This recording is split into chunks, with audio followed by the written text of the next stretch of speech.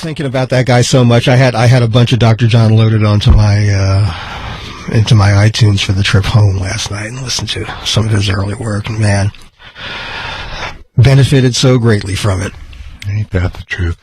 We're going to talk for a moment with Howard Whiner here, and before we go back to the regularly scheduled, unscheduled phone calls. Howard is the author of several books, most recently Deadology, the 33 Essential Dates of Grateful Dead History. Howard, are you there?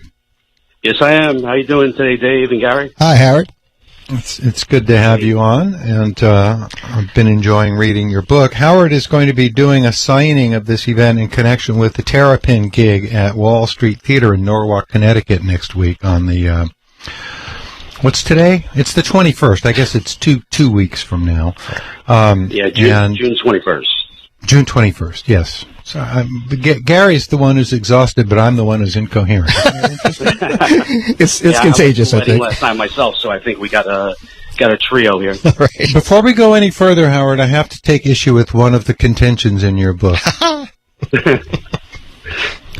And that is regarding February 17th, 1982.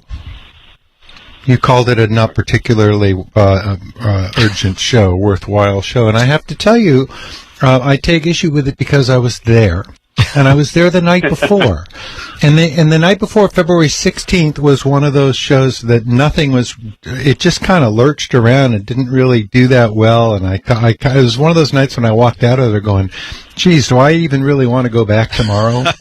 And then, of course, I did go back tomorrow because we all have faith, and they kicked ass the entire night, and they left the stage that night arm in arm, I swear to you. So I guess it didn't come across to you on the tape, but to those of us who were there, it was an amazing show. Oh, yeah. Hey, it was a great set list, and they played very crisp. Yeah. You know, I probably nitpicked a little. Maybe Garcia didn't jam long enough on this song or that song, but that's part of the fun of being a Deadhead too.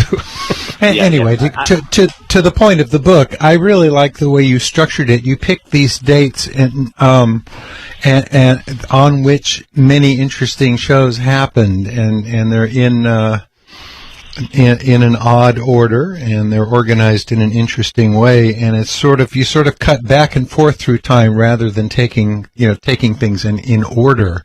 And I like that. I like the way you set this up according to dates that don't line up in chronological order.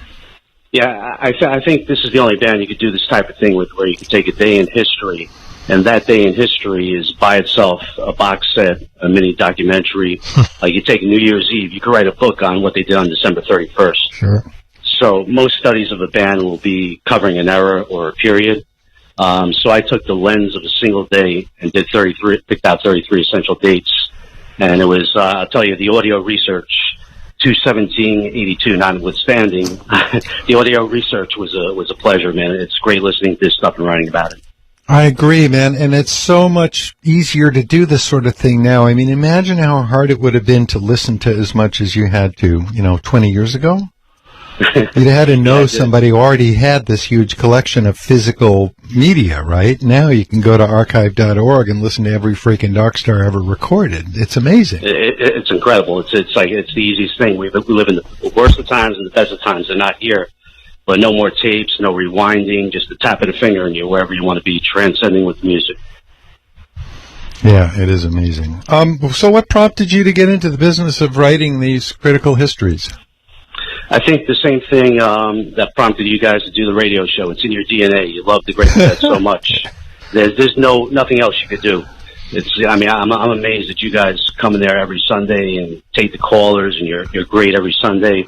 And for me, I think I'm going to do another book on the Grateful Dead after I enjoy. I just came out with this book. I'm going to promote it a little bit, but I don't think I have any other choice. It's like I'm obsessed with the music, and we at the Grateful Dead channel, Jerry is number one. He's the hero, but part of me wants to get all this out there, just for the legacy purposes, so people have something to look at. If you're a newbie coming into listening to the Grateful Dead, you could go somewhere and just see a bunch of shows rated, and somehow the archive picked apart, put in some kind of chronological or order, so people could access it And it's a tribute to Jerry. I mean, this guy so changed our lives, and still does.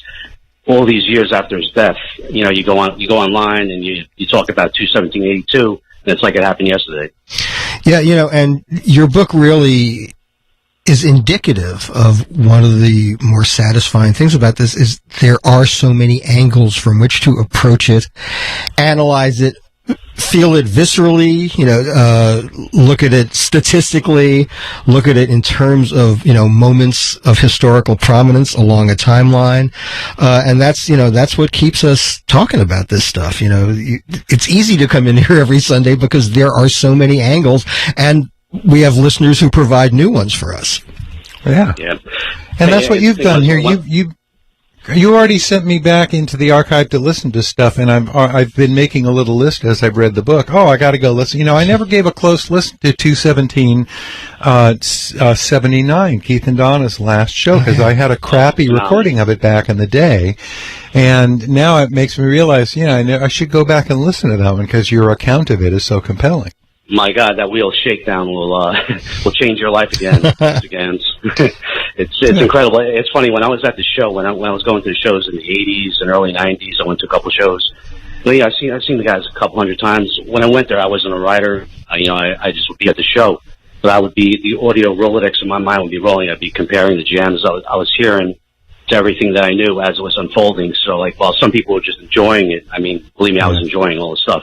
I was kind of chronicling it. I didn't realize that I was a writer and a historian at the time I was at the shows, looking for the next transcendent jam.